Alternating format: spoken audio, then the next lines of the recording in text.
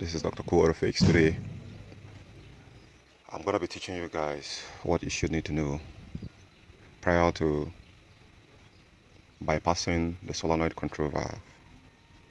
With that said, let me take you to the hood and start showing you what you need to look out for.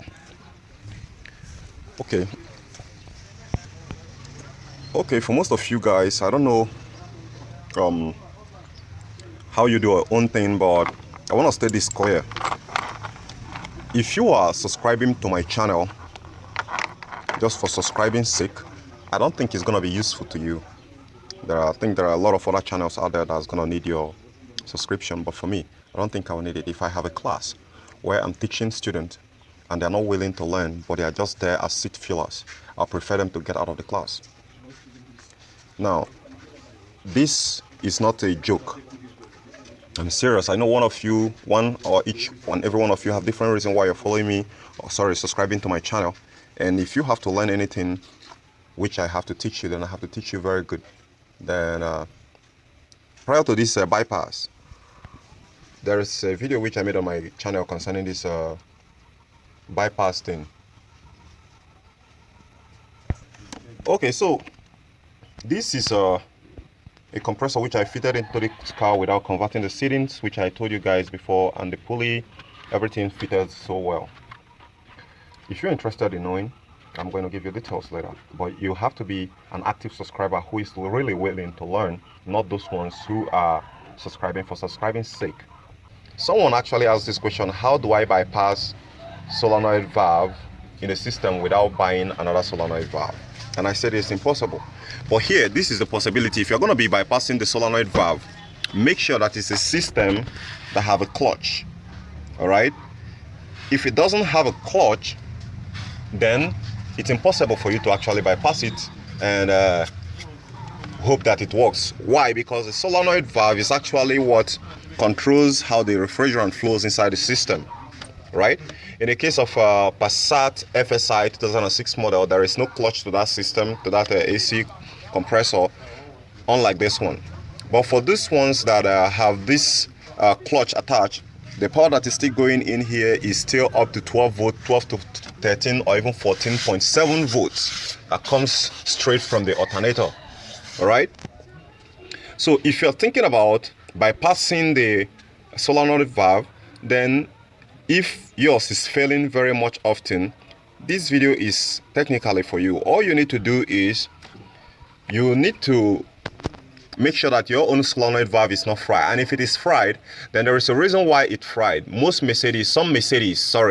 Mercedes does fry theirs. If you swap the ECU and without doing the proper SM coding, that's SAM coding, to match the system very well, then there's going to be a voltage, a power surge inside the system.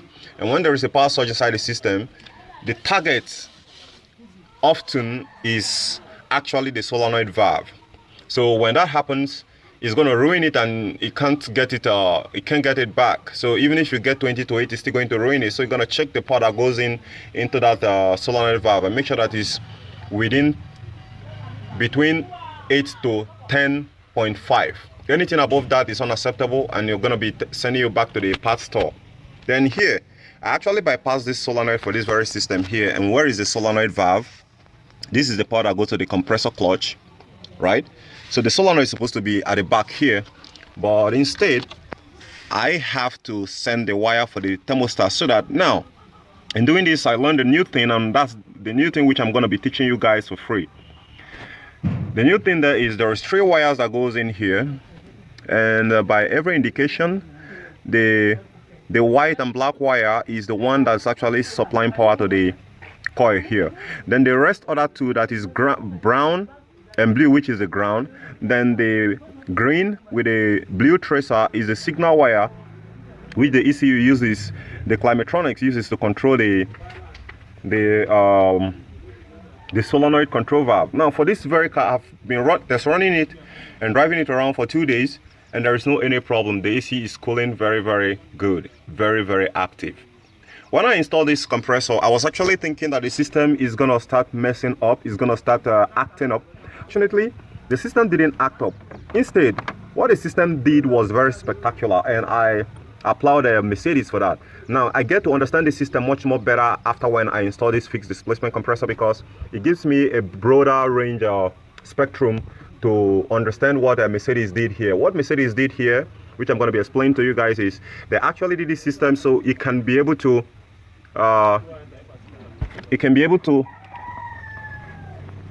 work with two systems. Do you get my point? They designed the system so you can be able to work with two systems. You can decide anytime you decided to change your mind. If you maybe tomorrow you say, oh, I don't like a variable displacement compressor anymore, then there is you have the audacity to switch. But for most cars that doesn't have clutch to it, it means those systems cannot be able to have a non-variable displacement compressor. They know within themselves that they don't trust this system, and that is why they equip it with clutch. Because with the clutch system, it's telling you that anytime that a variable displacement compressor fails, you can also equip this system with a fixed displacement compressor. And I'm going to prove that to you really fast. Now, for some other systems that are fully variable displacement system that doesn't have clutch to it, it doesn't do short cycling, because the solenoid valve actually reduces and control how much refrigerant that the compressor is going to pump. As such, the compressor is constantly running, but the pump ratio, the compression ratio of the refrigerant of the compressor is being varied by the solenoid valve based on the command input received from the climatronics computer. All right. So here, the one that have clutch like this one here, like I said, and because of that, that doesn't do short cycling, so the compressor is constantly in motion, it's constantly working. But this one that have clutch, I am setting it does short cycling, and the very night where I was testing this very car here, that I reduced the temperature, I reduced the speed, the fan speed to 2 and 3, it started short cycling, and I could be able to see a very huge drop of sweat on this suction line right here. So which actually it's a good thing for me. I mean, I feel so happy when I saw it that Mercedes actually was so brilliant enough to actually put this system so that it shouldn't be completely